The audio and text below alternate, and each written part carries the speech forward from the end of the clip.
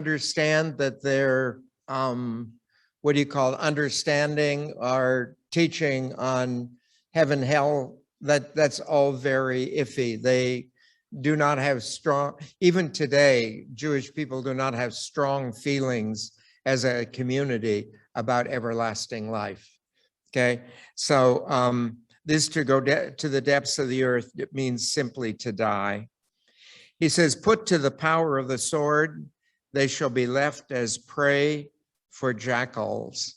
And part of the thing in the Mideastern culture is that at least when you die, that people will remember you, you'll have a funeral and stuff like that.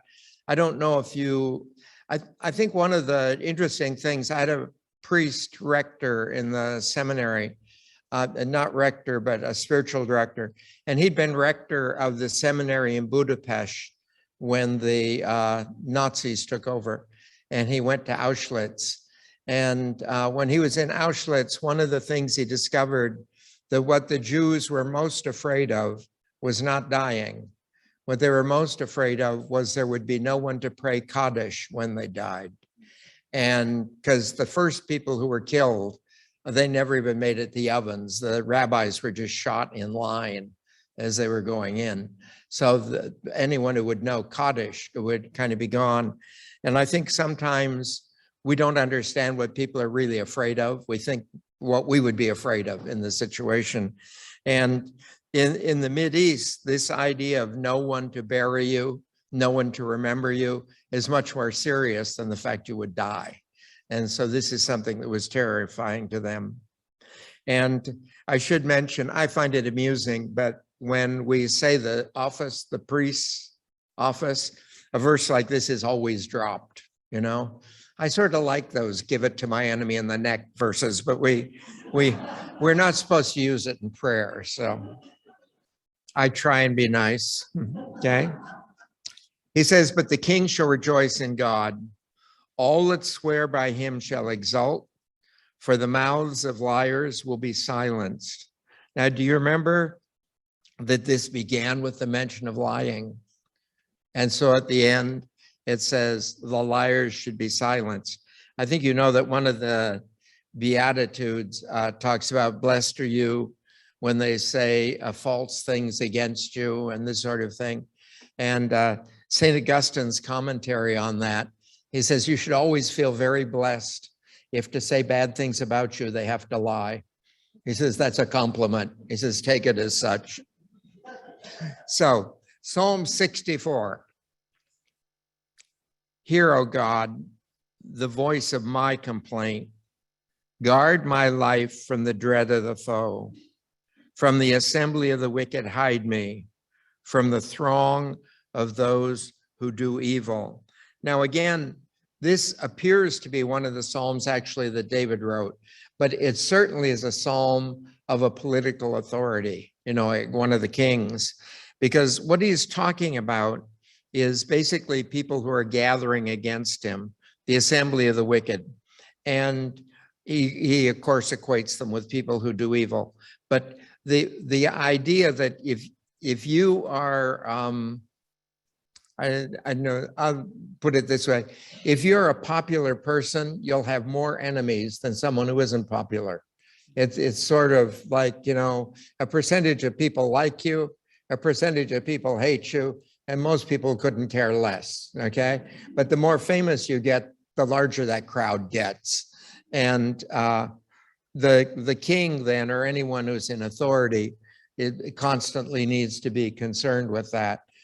In the ancient world, a king did not need to be worried about being killed by the people because they had this sense of a king being anointed by God.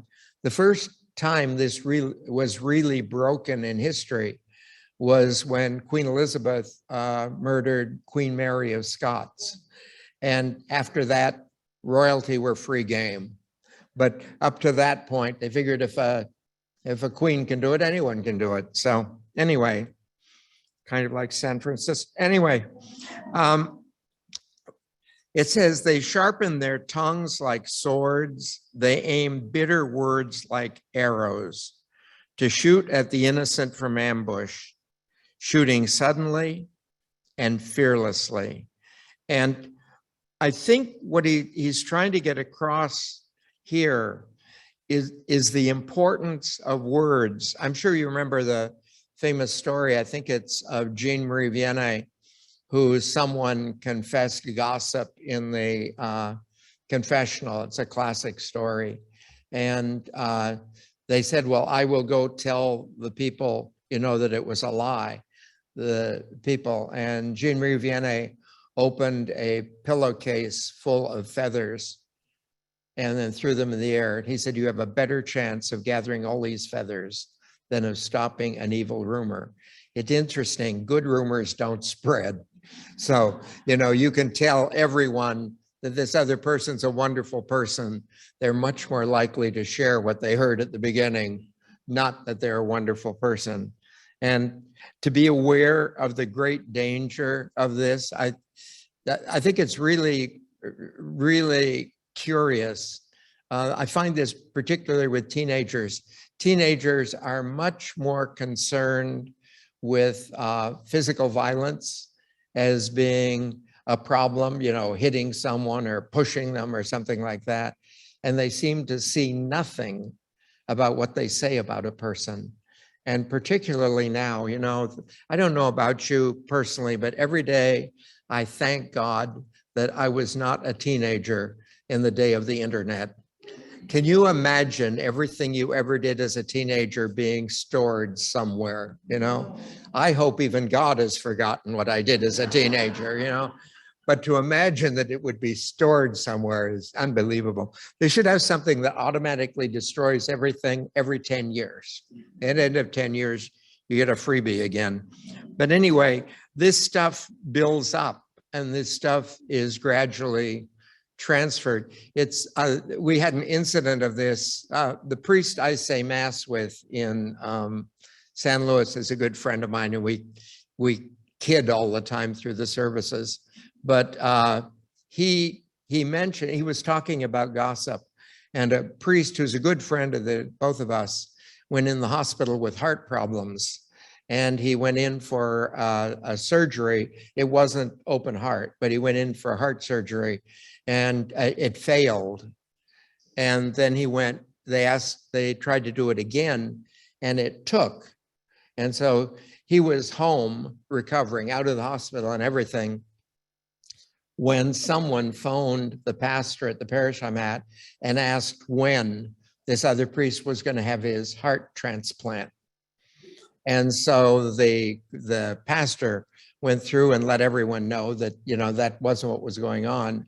And then he mentioned, how did heart surgery graduate in someone's mind to this person having a heart transplant, okay? And as we were leaving, I didn't know my mic was still on. He was the one who was speaking. His mic should have been on. As we were leaving, I thought I whispered to him, I know where they can find a heart. But, you know, unfortunately, it was on the air. So anyway, he says, holding firm in their evil course, they conspire to lay secret snares, and they say, who will see us? Who can search out our crimes? And I think one of the things that we have a great difficulty with in the world today, particularly people like our age, you know, we've seen a real transition in the world away from an internal to an external morality. And so that people do not feel internal constraints of personal morality. And that's why law has become so important in our society. If it's legal, there's nothing wrong with it. If it's illegal, then don't get caught, okay? But that seems to be the way the people think. And who being aware of us, I think the guy who I think he's Gianni, is he the guy who founded Bank of America?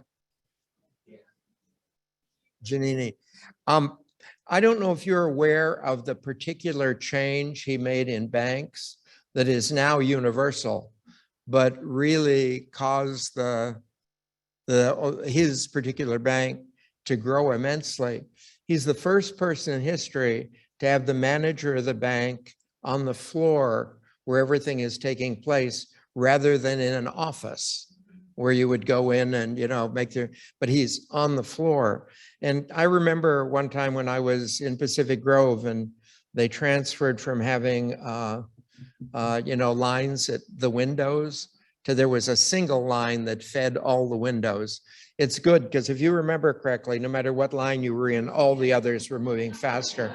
So the thing they did with regards to this, a man came in, an elderly man, he didn't see it, and he just went up to a window where someone just walked away from. And the woman behind the counter excoriated him and explained, how would you be so stupid? You see a line, no one's special and this sort of thing. And the manager in the back of the bank got up and fired the woman right there. Take your stuff, go home. Then the manager did the banking the man needed to have done, and then stayed at the window for the people that were coming up, But that has always been an image for me as a priest to remember my manager is always on the floor. Okay, he's never off in his office. He never takes naps, It just isn't. He is always on the floor. And these people, that who will see what we're doing. For us as believers, that is quite possibly the stupidest question anyone could ask, because the only one who matters always sees, always. He says they have hatched their wicked plots and brought them to perfection. How profound the depths of the heart. And whatever particular thing was being planned at this time, some kind of a coup or a revolt or something, he said they plan it, they put it together, they bring it to perfection. I saw a program, I was on YouTube last night, and I saw a program by the last king of Greece. And he was describing a military coup that was being planned over a period of a couple years is what put him out of office. They suddenly took over the country, and he had the opportunity to really move against them, which he said would divide the country and cause a civil war. And so he didn't. He inaugurated the generals as heads of government and left. And he did it for the sake of the people themselves. I don't know if you've ever heard this, but the Roman Catholic Church is the only church that has what do you want to call it? One of the things we study when we go through moral theology is called tyrannicide. And tyrannicide is how you kill a tyrant, okay? And when we study that, the first thing you have to make sure in the killing of a tyrant is the country does not end up without a government, because no government is worse than the worst government. So you have to make sure there's something totally in place that can take over in the whole thing. And this idea of you watch these plots, you watch these things come, and then, how do you deal with them for the best of the people? How do you deal with them for the best of the people? Because even in a revolution, if you're the head of the state, you're responsible for the people more than for yourself. God will shoot them with his arrow and deal them sudden wounds. Their own tongue brings them to ruin. All who see them shake their heads. So he trusts, as he has in the other Psalms, basically, that he trusts in God to take care of him. And he says, ultimately, what they're saying brings them to ruin. And again, if we're talking about they're lying about the king or they're lying about these things, ultimately the lie can support nothing. Truth ultimately wins, okay? And the lie cannot really support anything. He says, then everyone will be afraid. They will tell what God has done. They will ponder God's deeds. The just one will rejoice in the Lord and fly to him for refuge. And what he's recalling here is, if you watch the history of Israel, you remember that when God delivered the Jews out of Egypt, they were really fine with God for a certain period of time. And then in the desert, they got tired of manna and this sort of thing. But in the desert, I always think it's amazing. They say we long to go back to the land where we had cucumbers and leeks. I'm thinking, but you were a slave, But how many cucumbers does it take to make a slave happy? But the idea is that we somehow get away from the deliverances of God. And I think people should make it a point to, when you feel powerfully delivered by God from anything, you should write it down and you should read it with a certain regularity. Because when you go into a problem, to remind yourself, he knows how to resolve it. Okay? Now, whether he resolves it instantly or over a length of time or resolves it at all, he always has the ability to change it. That's what we say in the Magnificat, he raises the lowly, casts down instantaneously. God can turn everything over in an instant, and to trust in his ability to do that and make God always our refuge. He says, all upright hearts will glory in the Lord. Okay. Psalm 65.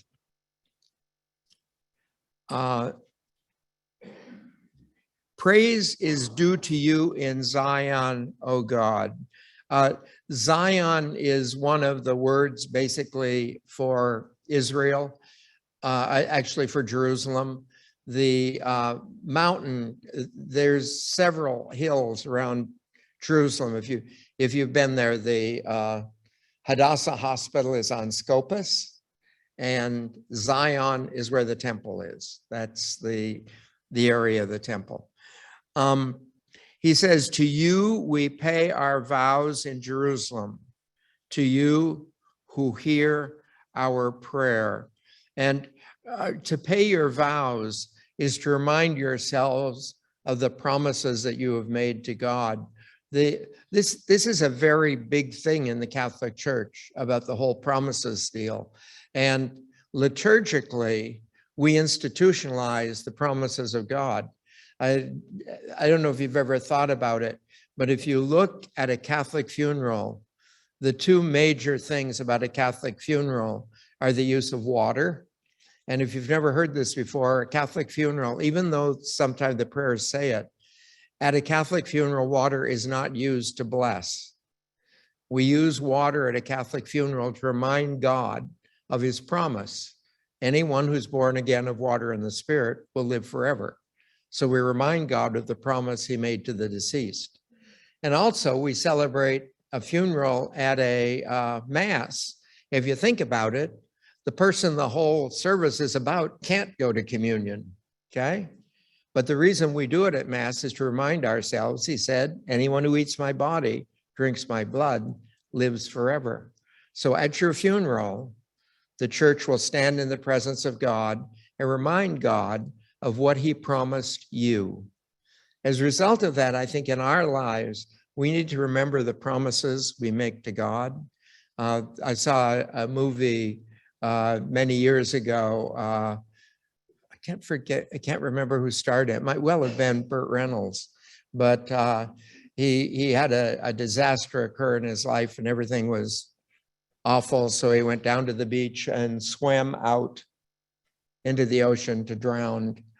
And once he got out there and saw how far the shore was away, he changed his mind. Okay, it's never wise to change your mind in the middle of a suicide. You have lots of time at the beginning, but so he changed his mind. He promised he would turn his entire life over to God if he made the shore. He was swimming and he got a little closer and he turned to God again and he says, I'll give a whole year of my life to you if I make the shore. You know? I think by the time he got out, he went to church, lit a candle, and that was it. But this idea to really remind ourselves of the promises, I think in my life, I can say this honestly, but it'd be good to look in your own life. There have been several times in my life when I have been in impossible situations and made radical and outrageous promises to God. But he got me out of those situations. And it's wise to remember the promise.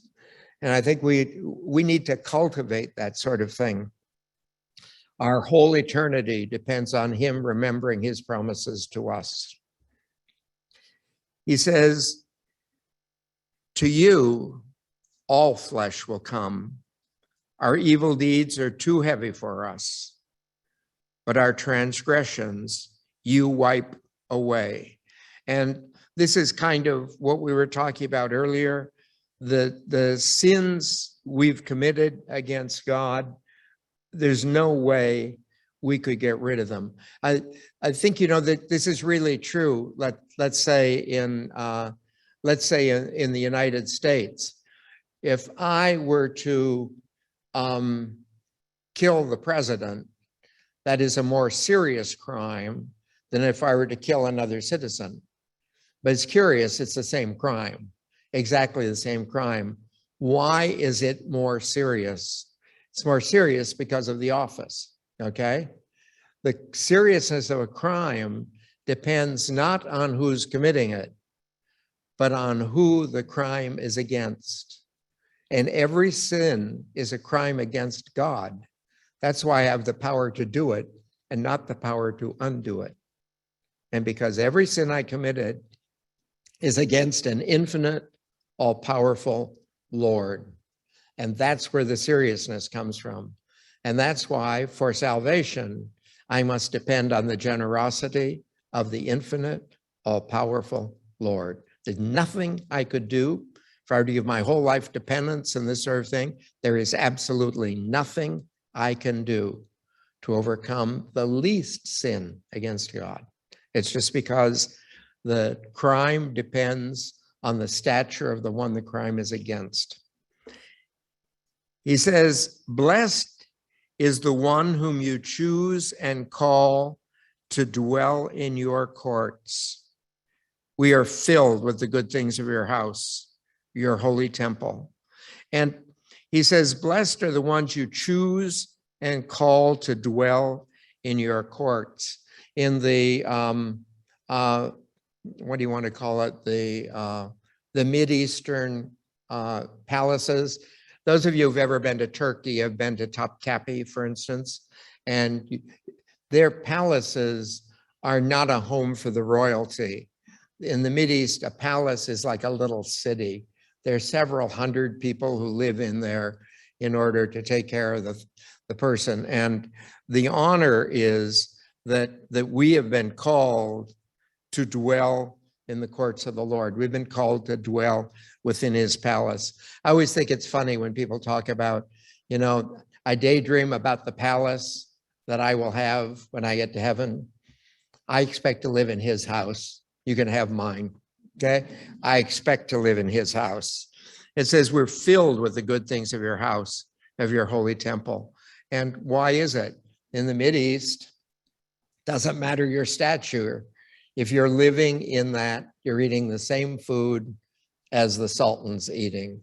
You have the same entertainment the Sultan has, that you live basically the life of the Sultan because of where you're living. One of the things about society, if we are very, very poor, we're uncomfortable about being around wealthy people because we can't really dress like they do. And if you're sane, you don't act like they do. And so there's all kinds of things that really separate us. But the same thing's true of wealthy people. Wealthy people are very uncomfortable having very poor people around them because they see the need and all. So in the palaces, if you were to go into a Mideastern palace, unless you knew exactly who it was or there was a formal ceremony, You wouldn't be able to tell the Sultan in dress or clothing or anything from anyone else there. Everyone is under that thing. And that's what happens, that we believe in the Roman Catholic tradition that God is a community of three persons, and that when we are baptized, we actually enter that community. So we don't want to embarrass them. So we're raised to the same level. And that's why when the water is poured in the wine, it's not a prayer the priest says aloud, but when the water is poured into the wine, we compare the mixing between the water and wine, that may we come to share his divinity, who has chosen to share in our humanity. And that's, Jesus chose to become human so that we could become divine, to be part of that community. And so we're filled with the good things of his temple. With wondrous deliverance, you answer us, O God, our Savior. And again, this wonderful deliverance, I would call to mind, this idea of remembering how you've been delivered. I don't know if you've ever heard this story of Teresa of Avila, but Teresa of Avila one time was praying to God. I think you know that she had great powers of healing, and not that she would pray over a person and heal them. I don't know if she ever did that. She had a great reputation. She would always help out in the infirmary, and people seemed to be cured as she was doing this, not as she was trying to heal them, but as she was caring for people. And one of the times she was praying to God about that. And she said, I see all these wonderful things happen, injuries and everything. And why have I never had, something like that in my life, wonderful thing? And God said to her, this is a good thing for all of us to remember. God said, what is the greater grace, to be healed of the disease or to be prevented from getting sick? And she suddenly realized that God had protected her from the injuries rather than cured her of the injuries. And I think, in what's going on in our country now and things in our lives, that, very often we have been very, very protected by God from things that we never knew. St. Augustine says that when you and I stand before God for judgment, he'll show our whole lives with every possible thing, all the options. We just get to see the option we take. But he says you get to see it with all the options. And St. Augustine says when you see it with all the options, you'll choose everything that happened over every alternative. No matter how bad it is when it happens, you will choose it over the alternatives. So he says, with wondrous deliverance, you answer us. O God, our Savior, you are the hope of all the earth and of far distant isles. Whenever you hear the reference of far distant isles, that refers to Greece. And for the civilized world, that's the end of the world, okay? It ends there. After that, it's water, okay? So that in the whole area, and it says that you're the hope of everyone. And this is, I'm trying to think, one of the saints used to use the term, God, our only hope. And the idea that hope ultimately has to be fixed on God. He says, you establish the mountains with your strength. You are girded with power. You still the roaring of the seas, the roaring of their waves, and the tumult of the people, and of the peoples, rather. Whenever you see the word peoples or nations in the plural, it always refers to Gentiles, okay? The Jews are called God's holy people or the nation sometime, but never nations, never included in that group. And what they're doing is comparing a storm, and they see these great storms on the ocean, and the idea of what could possibly calm the storm and how violent they are. I think the Jews, of all of the people in the world, were the most terrified of the ocean. And one of the reasons is we get the word Philistines, is actually a corruption of the word Phoenicians. The coast of Israel were occupied by Phoenicians, and they're the people who invented the rudder and they invented the compass. And so they owned the seas, okay? The Phoenicians were in charge of it, became a very powerful civilization. I think the Phoenicians were sort of up north of Lebanon as a nation, but they spread clear down the coast all around the Mediterranean and occupied most of the Mediterranean. Carthage was founded by the Phoenicians. And because of that, the Jews themselves always stayed away from the water. And if you visit Israel today, you'll notice that Israel is basically in the Jordan Valley. Along the coast is all the newer stuff. The only old thing along the coast is the city of Caesarea that was built by Herod for the Romans. That's on the coast. But the inland, you find Nazareth, Capernaum, all these, they're all close to the river, not near the sea. And so when they describe this tumult of the waves and everything, you have to understand for the Jews, that was the most terrifying thing. The seas were ruled by the Phoenicians. They were unpredictable. And I think you know they had great legends about the kind of animals that dwelt in the sea. So they stayed away from that. And he says, but God's in charge of that even. As chaotic as that is, as powerful as it is, God's in charge of it. He said, distant peoples, notice again the plural, peoples, stand in awe of your wondrous deeds. The lands of the sunrise and sunset you fill with joy. And what he's talking about is that these people in these different lands who do not worship the same God the Jews do, actually are awed by the same things that he created. So the God, like if I am, let's say a Hindu, and I'm watching a sunset, the sunset I'm watching is the same God who created the sunset that everyone else is watching anywhere in the world. And to understand the things that we see in these other cultures where they praise whoever they choose as a God of creation, that they ultimately are praising the only God who created everything. You know, that's one of the things I find fascinating about Darwin, that how often people used Darwinism as being anti-religion, and even today you hear some people that make a case between creationalism and evolution. But I don't know if you know this, Darwin was a very strong believer. His father was, I think, a Methodist minister. His father was a minister.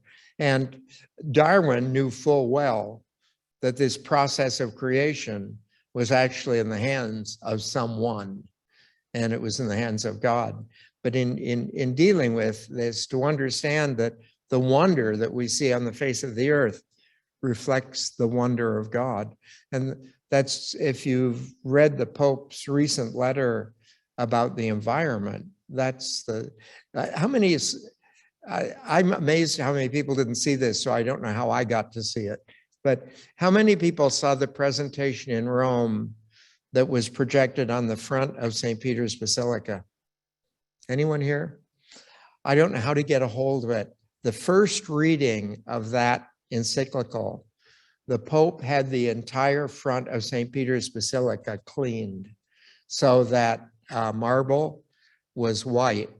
And they projected all scenes from nature. You'd see waves going, you'd see what he called whales and penguins, and all this stuff was projected as they read through this thing, and things that showed, you know, that I remember nothing in the film that wasn't pristine, but it would talk about the corruption of waters on the face of the earth.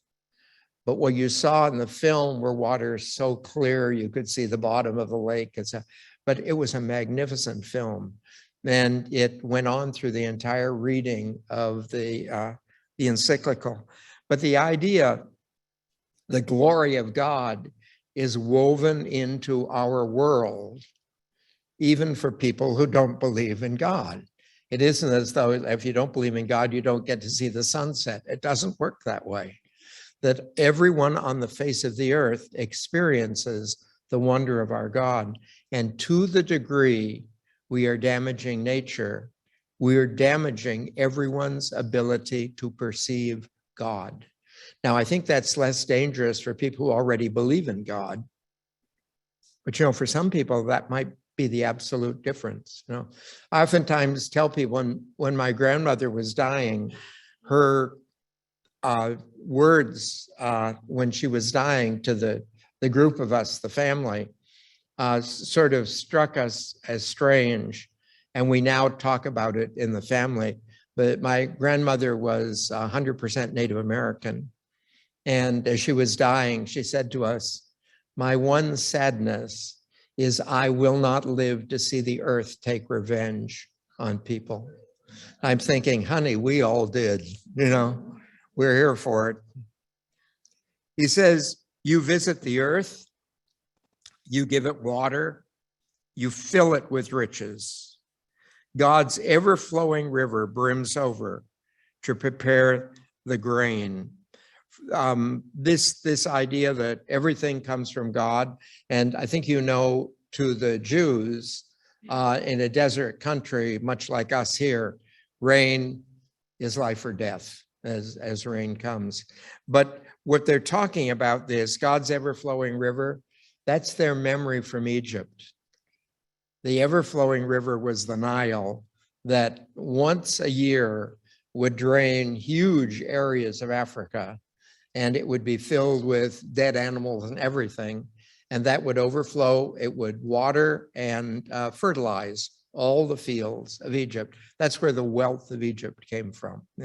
I don't know if you've ever studied it. It's really fascinating that the wealth of Egypt came from grain, and that's one of the reasons why the the early nations tried to conquer Egypt, because then they had the grain to supply their troops.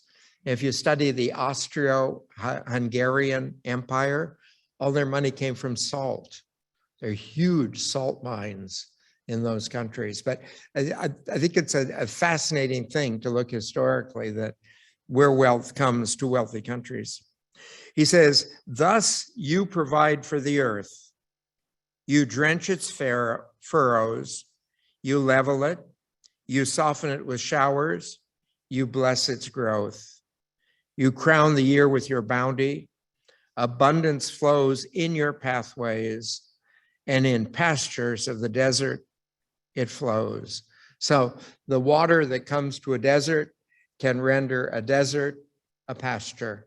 And this idea that everything we need comes from God. And the danger is that because we have it, we forget we need it. Okay? I think of this oftentimes as a child. I used to be very thankful to my parents for Christmas gifts, for birthday gifts. I loved it when probably about maybe twice a week we'd go out for a walk and we'd get ice cream. Remember those nickel cones at Thrifty Drug? Yeah. So we used to go out and do this periodically. We're always very thankful about that stuff with my parents. But I never thought to thank them for 18 years of medical care, or for 18 years of 3 meals a day, a place to live. The real things that were most significant, I never thought to thank them for. And the things that were fluff and we just survived without, those I tended to thank them for.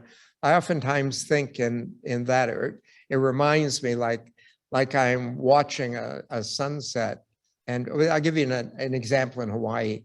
The religious order I was with thought I was a little too liberal. They should have lived to see today. But anyway, so what they decided as a solution was they were going to send me to the most conservative parish they had in their community. And just to finish that off before I go to the original story, they forgot a point about conservative, very conservative Catholics. they actually believe everything a priest says is right. The parish changed like that. So now I'm no longer a member of that community. Anyway, when I went over there, I arrived in the evening. They expected me to spend about a week in Honolulu to see Honolulu because they were on the back of Kauai. But Honolulu looked like a city to me, so I skipped it and just went on to Kauai. And when I arrived, since they weren't expecting me, there were no priests in the house. Our house sits right on the beach. And so my luggage was up on the porch. The house was locked. I couldn't get in. So I was down sitting on the beach and commiserating with myself for where I was and everything. And I'm watching the sunset in Kauai. I think to myself, you idiot. You have fallen in a tub of ice cream, you know. Try and think of anyone in the entire world who wouldn't change places with you now. Anyone, you know. And I think so we are not aware sometimes. We are so wrapped up in the way we direct our lives, the way we think they should go, the way to realize the blessings that God, I hope that one of the things that happens in final judgment, God goes through our lives and shows us the blessings we didn't notice, because that's what he was doing with Teresa. He was saying, you have no idea how often I've saved you. But to somehow be aware. I had a priest in the seminary who said that as soon as you finish thanking God for everything you see, thank him for what you don't see, because there's more of that. He says, the hills are the year crown, you crown the year with bounty, abundance flows in your pathways, and its pastures of the desert it flows. The hills are girded with joy. The meadows are clothed with flocks. The valleys are decked with wheat. They shout for joy. They sing. And I'd like you to notice how he has moved. Do you remember he started out talking about all the problems with the nations and everything are like the storm on the sea?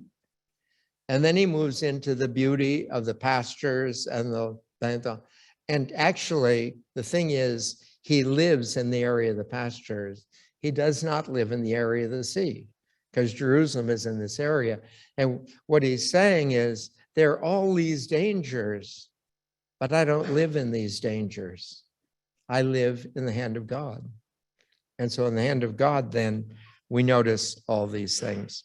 Okay, so we're going to take a break and we will pick this up at Psalm 66.